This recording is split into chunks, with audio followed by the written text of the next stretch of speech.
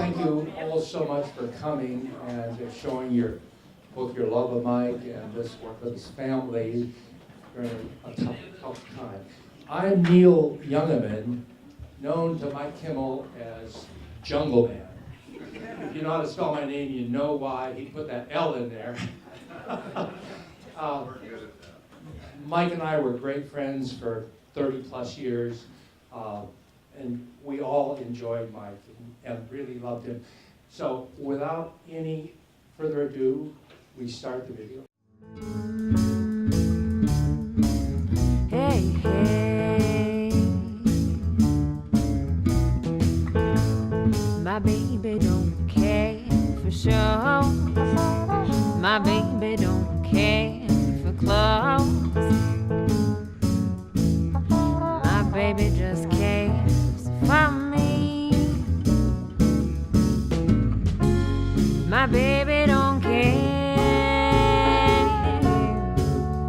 for cars and races. My baby don't care for heights on places. Seaside, when the war got over, Peggy and Mom were down there and all the sirens and everything were going off, and Peggy was supposed to be watching me on the beach. And next thing she did, she turned around, I wasn't there, and they went looking for me all over the place, and I was sitting up in the circle up there where the cars drive around, watching all the action, watching the ambulances and the fire trucks and everybody that was somewhere all over there. Our mother liked to tell the story about Mike when he was just a little guy. He would wander around the neighborhood. They were living uptown at the time. And he would write receipts to the neighbors, pretending that he was delivering oil. Mike knew he wanted to be a businessman. At a very early age he knew this, and he grew up to do exactly what he wanted to do. He was one of the lucky ones. Mike and our families sort of grew up together. Mike was in Jim and Pat, Penny lived over behind the library on the street, and we lived in the Ernestine place. Other kids in the neighborhood, the Udells, the Oppegards, and the Bacons, and Blakeleys, and we all played together and sometimes got into mischief. Dairygo came out with cans of whipped cream, pressurized whipped cream, and they used to come in, they were stainless steel, and they had an expiration date on them that they could only keep them so long in the coolers. So they used to always get set on the back porch so they get returned back to Dairygo. Well, you ever see a bunch of kids get a bunch of whipped cream cans and have a fight? It was hilarious. I mean, there was whipped cream everywhere in the back parking lot. Cars, everything, you know, I mean, it was fun. Chuck caught us. Well, we spent that afternoon doing a lot of washing of cars and cleaning up of the parking lot. This happened more than once.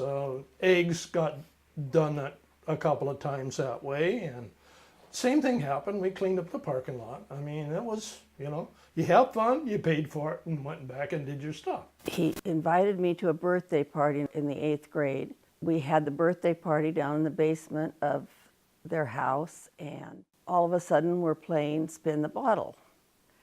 And so it was my turn to spin, and it landed on Mike, and everybody was laughing. We had to go into this closet, and we were supposed to promise that we would kiss while we were in the closet. So that was one of my first fun things that Mike and I did. In 1954, we moved to the big house where Mike eventually bought and raised his family. And the basement had been dug out. It was a daylight basement, so there was this huge mound of dirt beside the house. And Mike brought out all his toys, his backhoes, his cats and dump trucks, made roads and dug out things. And all of us kids, Pat and Jim and myself and all our friends used to play there and had a great imagination with it. But I think that was probably the seeds to Kimco right there. In the 6th grade, 7th grade, I used to walk from Vashon grade school down to be a box boy in the afternoon. So I didn't play too many sports because I worked in the store most of the time until I got to high school. Then I did some basketball and some football. He invited me to go with him to the drag races when we were in high school, and that was fun. I'd never been to drag races before. I don't think that he won. We had a good time, and that was the first time I was allowed off the island in a car with a boy. My folks thought that Mike was very trustworthy. Mr. Lane, which was our student advisor, came to me and said, "You're not going to go to college, are you?" And I says, "No, I don't plan on it." He said, "Would you like to go to a trade school?" I said, "Yeah, I'd be interested in doing that." So my senior year, I went to Weiser, Idaho, and the school was Northwest Heavy Equipment School, and we built a road from that school to the Snake River. One thing, when I came back up from Arizona, working down there, I went to a Lucky store over in Union and Empire Way, and I introduced myself, and the guy that was running the show, he said, "Are you related to Chuck Kimmel?" I said, "Yeah, I'm his oldest son." He says, "Can you just go to work right now?" That's all I had to do. I didn't have to fill out any application or anything. And then I worked in there. And then I went back to work for Mom in the store then. George Schopel came in and asked me if I wanted to go to work at the gravel pit. And I looked around and I'm thinking, well, geez, I got this training.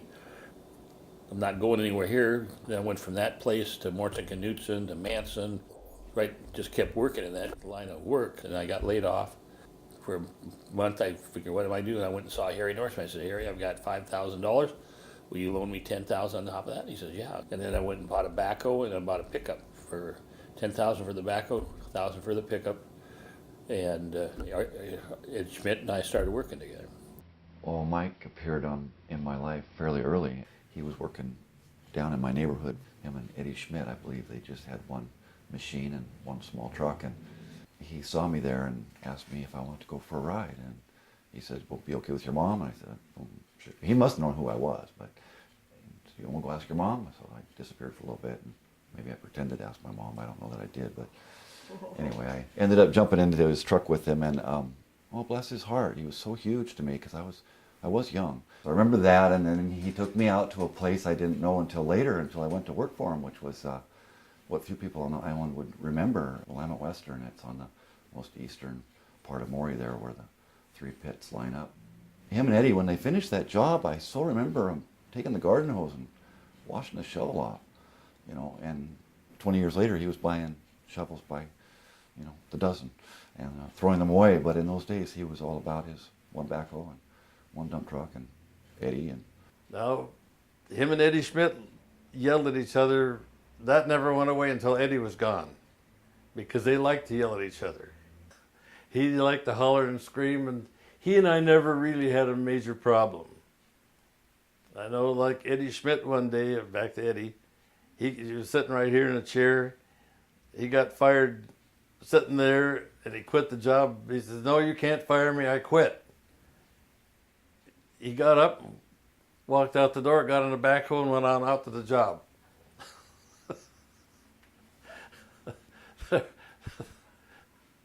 It was quite amusing with the two of them.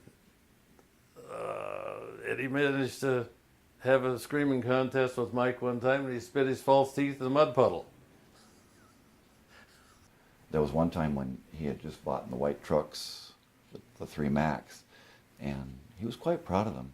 And at the end of that year, he had purchased a brand new trailer with, before the tax man got a hold of the money, and he loaned me a backhoe and a bulldozer. I think I had the 550 down there, and it was winter, and I took the truck and trailer around the corner down by the old Columbia schoolhouse, and I had forgotten that it had been freezing out for about a week, and the roads hadn't thawed very much in some shady spots. And I came over the crest by Dick Johnson's place, and truck went one way and the trailer went the other way, and next thing you know, I was jackknifed in the middle of the road. And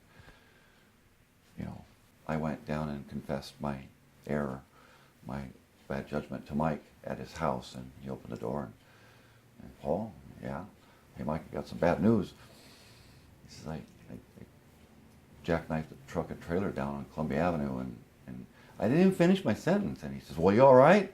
I mean, I was expecting him to scream and holler, but no, all he was concerned about was all right, and minor damage to the trailer, and we made the best of it.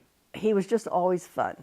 Mike was always fun, and he tried to be real tough and loud and tough, but Really, he was just real soft and a gentle person. I keep thinking, he's coming home one of these days. We got to get this done. He's on vacation. He's on vacation and he's coming home shortly. We got to get this job done before he gets back. I spent more time with my Uncle George as a father image than my dad, because my dad was a workaholic and a playaholic. You know, he didn't ever slow down. Yeah, we didn't really do too much as a family doing things. So if I remember more when Tabby, because that was more of a family, because we ate dinner at a certain time, we always were there. Our family had great family memories. One of the most memorable memory that I can think of is when we were going to Sun River, that car wash, right? Or was Yes. it Disneyland? Didn't matter.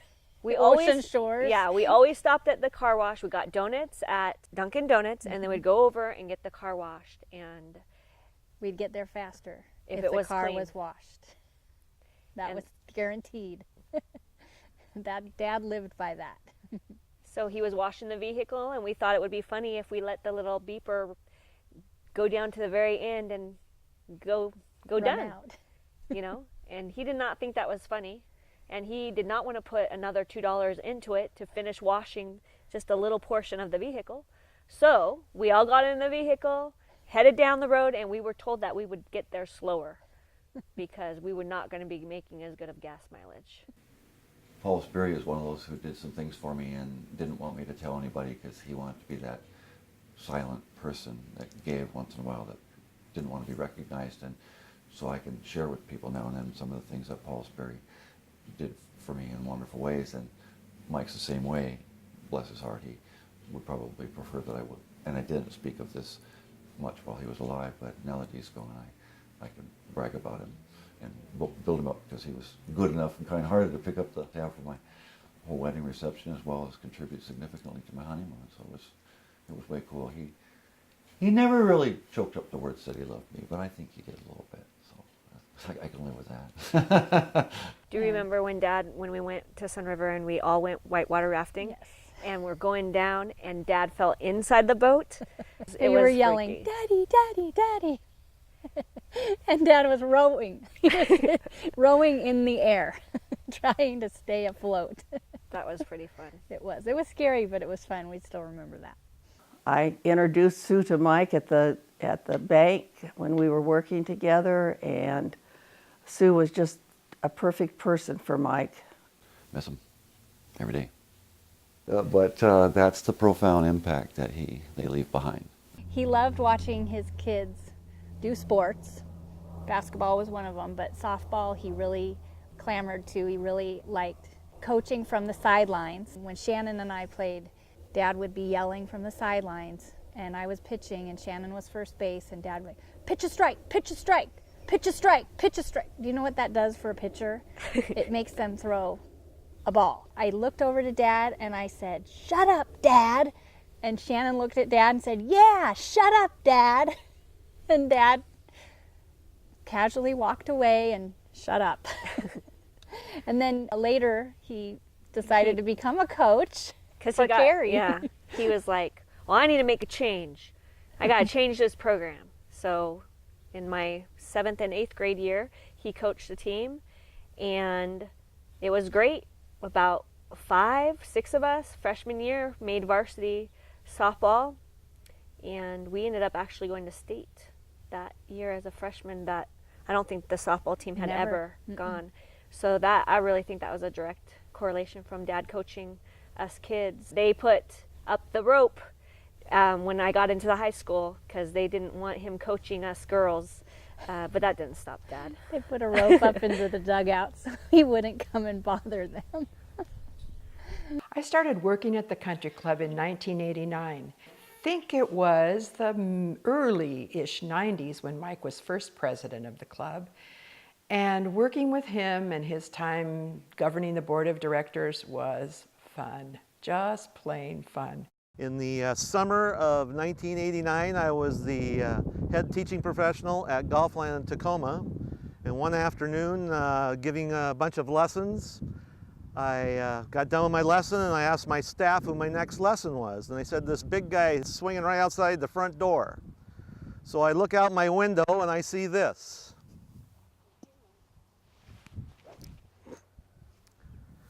Then he hits another shot. So I walk out and introduce myself. I said, I'm Steve England. He says, I'm Mike Kimmel. I said, Mr. Kimmel, where are you from? And he says, Vashon Island. I said, well, I've never been there. I said, what kind of golf do you shoot? And he said, not bad. I said, what's your best round? And he said, stood there for a minute and says, I think 75 is my best round ever. And I asked him, was that for the front side or the back side? Well, that was a pretty good joke because from then on we became great friends. And then one day he calls me in December and he says, hey, our golf pro at Vashon Island's leaving. Would you be interested in the position over there? And I said, well, yeah, I'd like to come over and take a look at it. So from then on, working with Mike, he was the president of the club that time and did a lot of great things from the golf course here. Probably not a lot of people know.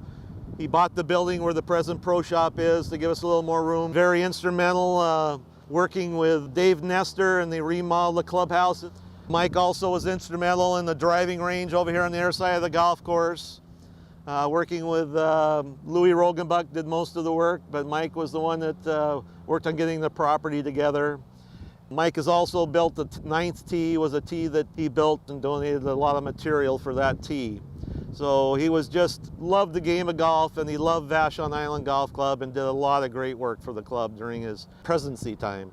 Mike was full of surprises. For example, he would come in one time and say, well, I bought us a pro shop. It's going to be delivered tomorrow. And then another time he said, I found us the perfect mobile home to be the office space.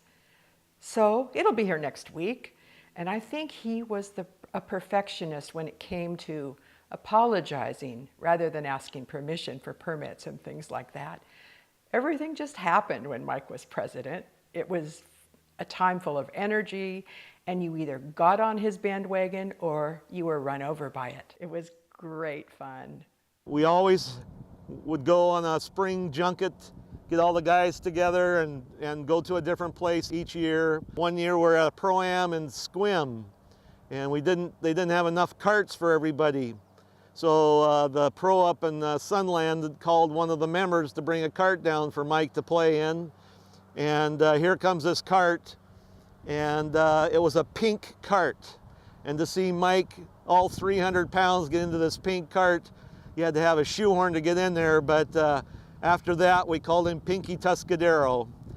It was just a great time. He always made it relaxed, so golf was great because it was never a pressure moment when Mike was around. Rest in peace, Mike Kimmel. You did good things at the Vashon Island Country Club.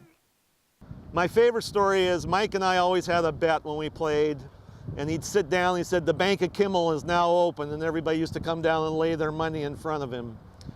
So well, we headed for Vancouver Island after that, and we're playing Bear Mountain Golf Club, and he's in the last group, and I hear him yelling through letting his yells off yabba dabba or whatever, and it echoed through the trees throughout the golf course. So I knew he was playing good again. It was going to cost me another $50 or $60. So I had to come up with some idea to kind of rattle him. And at the 9-hole turn, there was a cart girl there and kind of a cutie pie, and I said, would you like to make $10 American? And she says, what do I have to do? And I said, well, there's a guy, a 300-pounder behind me. I'd like to have you go up and give him a big kiss on the cheek. Well, she thinks about it for a minute. She says, you know what? I think I can do better than that. So off she goes, and I start up number 10, and he's coming down the 9th hole, and I hear him yelling, England, you son of a bitch! Well, what this gal did is she got out of the cart and ran at him as fast as she could and jumped, and Mike caught her, and she goes, Dad, I didn't know you were in town. So it threw him off. He didn't play much better the rest of that round, and naturally the Bank of Kimmel came the other way. I want to thank everyone that's here and thinking about Mike and all these memories, and invite you to come and share those with us. And you know, we're all in the same boat. We're going to miss the guy for a really long time. You know, he always had a positive attitude. And I wish I had that today. Excuse me. I wish I had that today. and everybody had the same positive attitude that Mike did, because the world would be a much better place.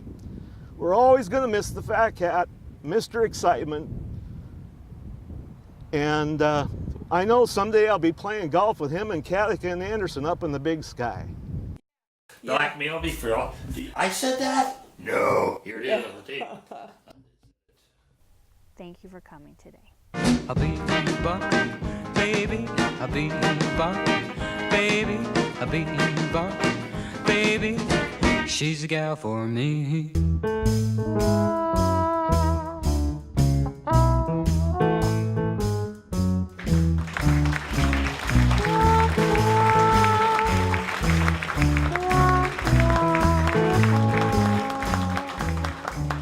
Okay, we saw Steve England get a little emotional. Skip Carver is going to come up and tell a couple of good stories if he can make it through them. Well, Sue asked me to come up with a story or my feelings about Mike Kimmel. So I titled it Walking the Green Mile with Mike. Good afternoon, friends and relatives of one Mike Kimmel. Like most of you in the audience, I'm going to try and make it through this with a minimum of emotion. And hopefully my voice will stay with me without the sadness that this moment can easily generate. Mike was a giant of a man with a heart to match. I met him for the first time in 1988 as we built our dream home on Vashon. He helped design and build a major component of our home. He seemed to come on a little strong in that first meeting, but little did I know that a friendship would follow that was and is a priceless commodity. This island of Vashon is not just a beautiful geographic feature on the Puget Sound, but the catalyst of friendships on a scale not found in the metropolitan areas of Seattle or Tacoma. Several years later, I would join an organization called Vashon Country Club, and my relationship with Mike and many others would blossom and grow under the tutelage of a golf pro named Steve England. The one annual shining event that started the event of spring would be the Kimmel Junket in May. I was a commercial pilot at that time, and I made absolutely sure that I had the time off for the greatest of competitions. Personally, I was fortunate enough to win the tournament several times in the last 25 years. Mike had several mannerisms that made him unique on the junkets. Mike had an Achilles heel, and that was a sand trap. Unfortunately, because this is a polite crowd, I must refrain from an accurate reconstruction of the incident. But one Tom Trigg was the recipient of Mike's attempt to leave the purgatory of sand. He can reconstruct the incident with much clarity for those of you who want the true facts of what happened. Mike also had a trait of addressing me and other friends by their last name only. My real first name is Fred, and I got the nickname Skip from my mother because my dad's name was Fred. With Mike, I was always Carver. My friendship with Mike and his lovely companion Sue blossomed even more in the last several years. For the last few years, with the generosity of another Vashon notable, John DeGruen, Mike, Sue, my wife Brownie, and I spent some time in Palm Springs. It was just one of those relaxing times with these friends and carries a value that lasts a lifetime. What I'll really miss is the weekly random stops by Kimco and just shooting the breeze with Mike about a multitude of topics like club, golf, family, and just anything that happened to need his advice or opinion at that moment. Right now, I believe that Mike has already started another junket in the hereafter. My guess he's got Talarico, Cunningham, Coggle, Matsumoto, Oliver, and other Vashon greats. And knowing Mike, he's probably trying to get Ben Hogan, Sam Snead, Demerit, and into a $2 skin game, providing they'll give him enough strokes. Friends of Mike, I do know that as I play 9 holes on Vashon, that I will always be listening to the wind to say, "Hey, Carver," I'll know that Mike is near.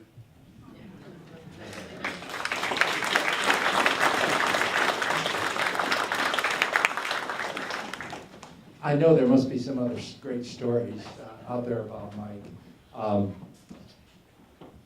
The one thing, Mike loved the game of golf, but you never saw, I think I can say this, Mike practice. And you never saw Mike on the course by himself, or with a twosome, or with a threesome.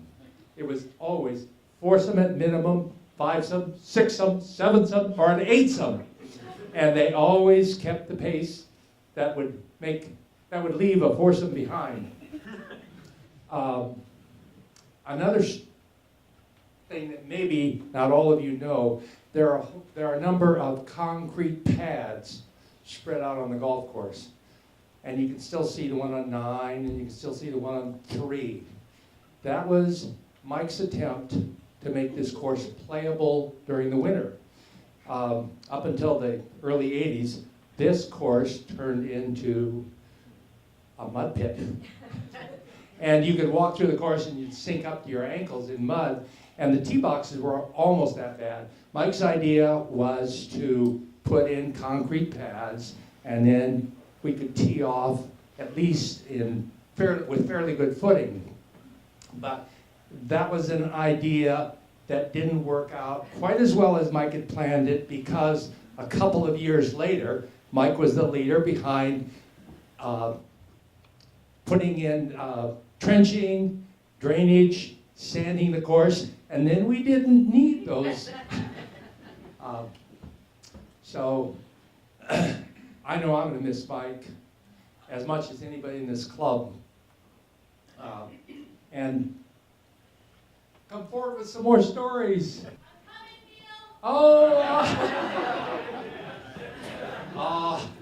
And we all know Eileen. Eileen always has good stories.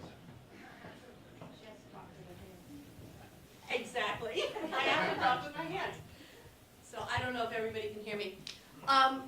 Many, many years ago, I was honored to be invited to watch Strawberry Festival sitting in front of Kimco's. And I didn't know Mike Kimmel at the time, and I was very unsure about my welcome, so I made enough food to feed everybody in the parade, and I took it with me to guarantee that I would be invited back. And it worked, because every single year I was invited back. And that first year, as the parade goes by, is Pat Cunningham here? Because this is all his fault. As Pat Cunningham rode by on an antique tractor, he had a water pistol, and he squirted it at Mike. Well, the next year, Mike had a water pistol. And as Pat Cunningham goes by, Mike's squirting Pat. Well, the next year, Eileen has a water pistol, and Pat, and Mike. And every year, our water power kind of escalated. Till it got to the point where I got something made by Nerf called a water blaster.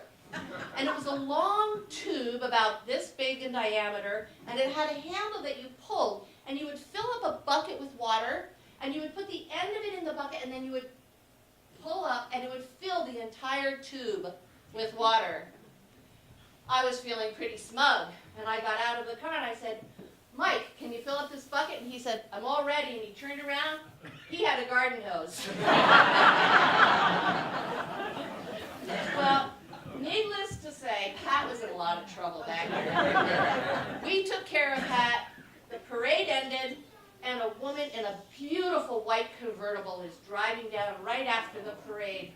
And one of Mike's grandchildren decided to enter the street at that particular time, and this didn't meet with her approval. And she exclaimed rather loudly and in not really Vashon verbiage that child should not be in the way.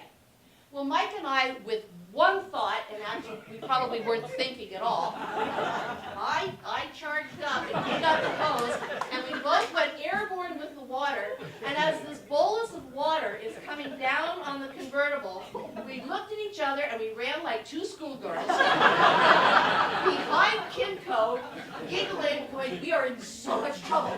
We are in so much..." Now, Mike running and giggling. Luckily, Jackie happened to know the woman driving the convertible and was able to calm her down, and after about 5 minutes, we tiptoed out. It was all good. But I loved your dad, and I love you, Sue.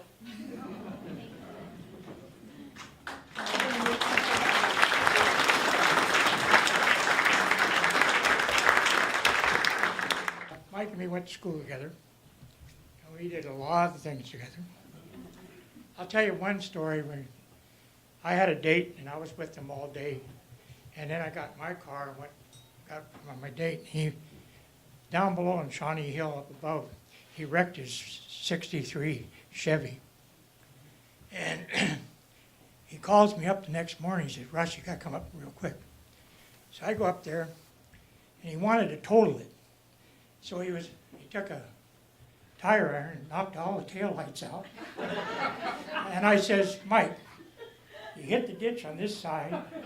This whole side's creamed out. Why did you? So I ended up driving them into town, and we had to get new taillights put in before the adjuster got there. So, and the other thing is, I think I was the second person to go to work for Mike.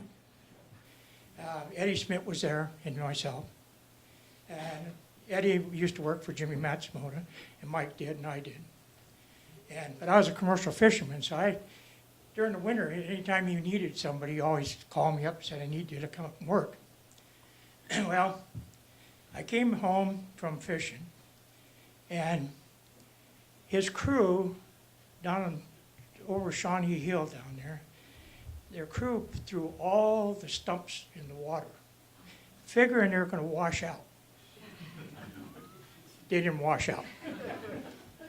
So I told Mike, I said, Mike, just tie a rope onto each one, put a Purex bottle or something on it, and I'll take care of your problem. So there was like 15 stumps on the beach. And the neighbors were getting mad. So I went in at nighttime with my boat, tied them off, towed them way out, cut one line, down it went, and did this back and forth. And next morning, the neighbors came over and says, Mike, what did you do with all the stumps? And he said, well, we got rid of them, we picked them up and put them on the truck. Well, nobody knows to this day where they went. But yeah, Mike, he was my best man at my wedding. Nicest guy in the world. Good to work for. And all the time. Anytime I come home from fishing and he needed somebody, I'd go up and work for him. And it was really a nice guy to work with. Thank you.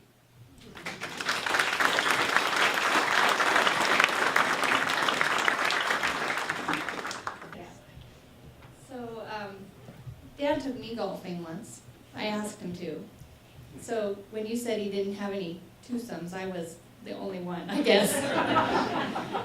I don't know what number hole is the one at the bottom of the hill. Number 5. That's as far as we got. We didn't go 9. We had people playing behind us, so of course it's, come on, we gotta go, gotta go, gotta go. And, you know, I had never golfed before, so it was a rapid lesson. And I don't think, like you said, I don't think he practiced much either, so I didn't get much of a lesson there. But it was a memory I'll never forget, and I appreciate his love for sports, his love for golf, and his love for family, and all of you. Thank you so much for coming today. And again, I know it's hard to get up in front of people and tell a story, but we're all here to hear some great memories, so if you want to do one-on-one, come and find me. I love to hear the stories, so love to live those memories. We're going to miss him. Thank you. Thank you all so much for being here and sharing Mike's memories with us.